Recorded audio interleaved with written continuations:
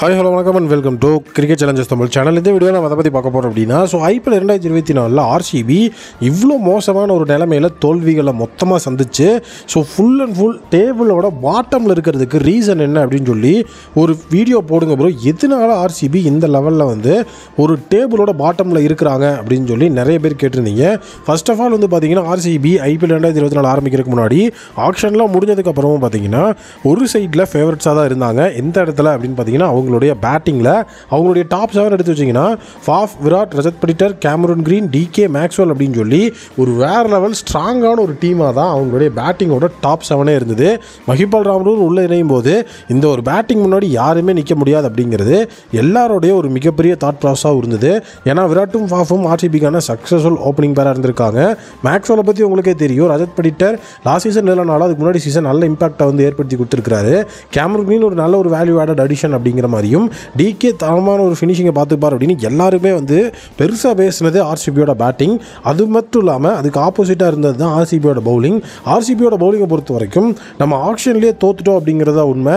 ஏன்னா ஆர்சிபிக்கு ஸ்பின் அப்படிங்கிறதுல யார் போடுவா அப்படிங்கிறது ஸ்டில் கொஸ்டின் மார்க்காக தான் இருந்தது. ஏன்னா ஸ்பின்னு பார்க்குறப்போ சஹல் இருந்து ஆண்டு அனுபவிச்சுட்டு போன அந்த ஒரு இடத்துல நம்ம ஒரு கரண் சர்மாவை தான் வச்சுருந்தோம். பிளேயர் ஆக்ஷனில் எடுக்காமல் மாயங்க் டாகரை ட்ரேட் பண்ணோம். ஆக்ஷனில் ஃபஸ்ட்டு ஸ்பின்னர்ஸில் நம்ம ஒரு குவாலிட்டியான ஒரு ஸ்பின்னரை எடுக்கிறதுக்கு தவறிட்டோம். அதுக்கு காரணம் ஃபுல் அண்ட் ஃபுல் ஆக்ஷனில் பிளானிங் அப்படின்னு ஒரு விஷயம் டோட்டலாக பண்ணவே கிடையாது.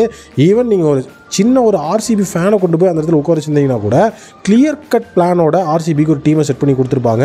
ஏன்னா நம்ம எல்லாருக்கும் தெரிஞ்ச ஒரு விஷயம் என்னென்னா, பேட்டிங் பற்றி நம்ம கவலையே பட தேவையில்ல. ஆக்ஷனில் எந்த ஒரு பேட்ஸ்மேனும் நீங்கள் எடுக்கவே தேவையில்ல. பேக்கப்புக்கு சும்மா 2-3 பேட்ஸ்மேன் எடுத்து போட்டால் போதும். மற்ற எல்லாத்தையுமே இருக்கிற இந்த 7 பேரே பார்த்துக்குவாங்க அப்படின்னு எல்லாருக்குமே தெரிஞ்ச ஒரு விஷயம் தான். ஸ்பின்னர்ஸ் அண்ட் பேசர்ஸ் அப்படின்னு நீங்கள் ஈஸியாக ஒர்க் பண்ணால் போதும். அதுவும் ஓவர்சீஸ் பேசருக்கு போடுமான்னு கேட்டால் தேவையே இல்லைங்கிற ஒரு விஷயம் இருந்தது. காரணம் அந்த இடத்துல சிராஜ் அண்ட் ரீஸ்டாப்லே அப்படிங்கிற ஒரு பிளேயர்ஸ் இருந்தாங்க. சிராஜ் இந்தியன் பிளேயரு, ரீஸ்டாப்லே அந்த இடத்துல ஓவர்சீஸ் சைடில் இருப்பார். டாப் லீக்கு பேக்கப்புக்கு ஒரே ஒரு ஓவர்சீஸ் பிளேயருக்கு போனோம்னா போதும்.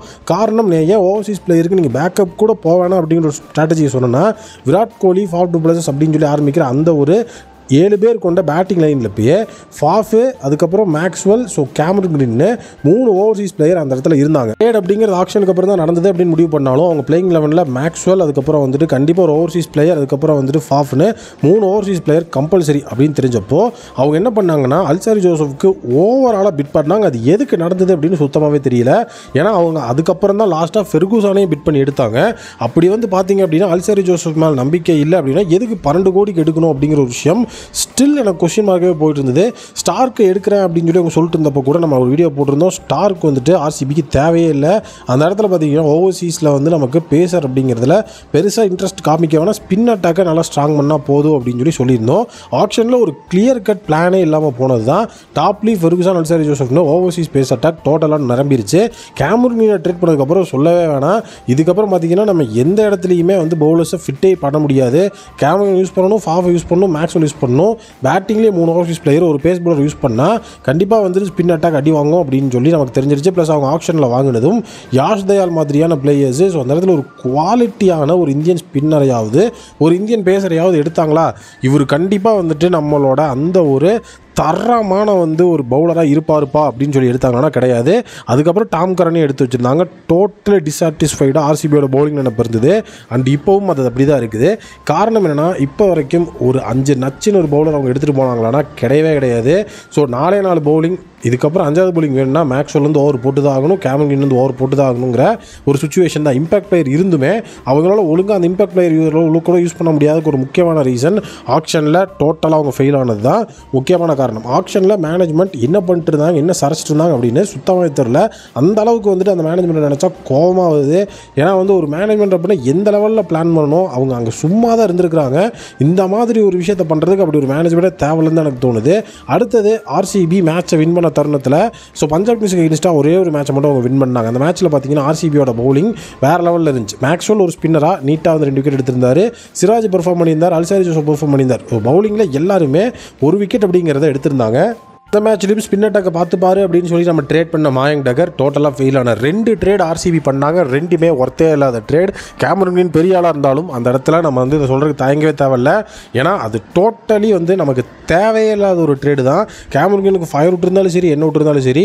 ஸோ நமக்கு தேவை என்ன, பவுலிங் அப்படிங்கிறது ஆக்ஷனில் சொதப்பிட்டோம். இதுக்கப்புறம் ஒரு குவாலிட்டியான ஒரு பவுலை நம்ம ட்ரேட் பண்ணியிருந்தோம் அப்படின்னா கூட கண்டிப்பாக வந்துட்டு சரி ஓகே போய் இவர் பார்த்து பாருன்னு இருக்கலாம். மாயங்க் டகர் இது வரைக்கும் ஒரு மேட்ச்சில் கூட இம்பாக்ட்ஃபுல்லான பெர்ஃபார்மன்ஸோ எக்கனாமிக்கலான பவுலிங்கோ போட்டு நான் பார்த்ததே கிடையாது.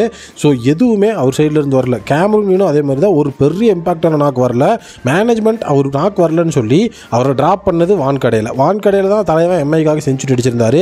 இதெல்லாம் மேனேஜ்மெண்ட்டுக்கு தெரியுதானே தெரியல.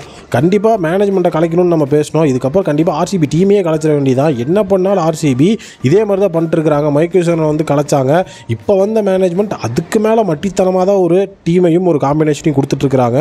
ஸோ இதுக்கு மேலேயும் ஆர்சிபி ஜெயிக்கணும் அப்படின்னா மொத்த டீமும் கலைஞ்சு மொத்த மேனேஜ்மெண்ட்டும் கலைஞ்சு அதாவது ஒரு சம்பவம் நடந்தால் முடிஞ்சு அது நடக்கும். என்னோட ஒப்பீனியன் என்னன்னா, இதுக்கப்புறம் எந்த மேனேஜ்மெண்ட் நம்ம வேணாம், இருக்கிற எல்லா ஃபார்மட் பிளேயர்ஸையும் எடுத்து போடுங்க. ஏபிடி ஃபின்ச் மாதிரி யாரெல்லாம் வந்துட்டு வாட்சன் எங்கெல்லாம் ஆர்சிபியில் விளாண்டாங்களோ எல்லாத்தையும் எடுத்து போட்டு அவங்கள ஒரு மேனேஜ்மெண்ட்டாக உருவாக்கி கொடுத்தா கூட ஏதாவது நடக்குமோ என்னமோ. ஏன்னா ரொம்ப ஒரு மாதிரி டிசப்பாயிண்டடாக இருக்குது. இந்த மாதிரி ஒரு ஆர்சிபியோட பர்ஃபார்மன்ஸை சத்தியமாக நான் எங்கேயுமே பார்க்கல. 2016 இருந்த ஆர்சிபி மாதிரி இருப்பாங்கன்னு எதிர்பார்த்தேன். ஆர்சிபி உமன்ஸ் வின் பண்ணி தான் கண்டிப்பாக ஆர்சிபி ஜெயிப்பாங்கன்னு எக்ஸ்பெக்ட் பண்ணேன். எதுவுமே இந்த இடத்துல நடக்கலை. என்னால் வந்து முடியவே இல்லை. ஸோ இந்த இடத்துல வந்து கண்டென்ட்டால் எழுதும்போது கூட ஆர்சிபி இந்த லெவலில் வந்துட்டு சொதப்பி இருக்கிறாங்களா அப்படின்னு பார்க்கும்போது ரியலி டிஸப்பாயிண்டட். ஒரு மிகப்பெரிய லெவலில் வந்துட்டு மன வருத்தமாக தான் இருக்குது. நீங்கள் என்ன நினைக்கிறீங்க அப்படிங்கிற உங்களோட ஒப்பீனியனை கேட்கக்கூட எனக்கு வந்து ஒரு மாதிரி டோட்டலாக டிஸாட்டிஸ்ஃபைட். நீங்கள் வந்து என்ன நினைக்கிறீங்க அப்படிங்கிறத வேணால் சொல்லுங்கள். தேங்க்யூ.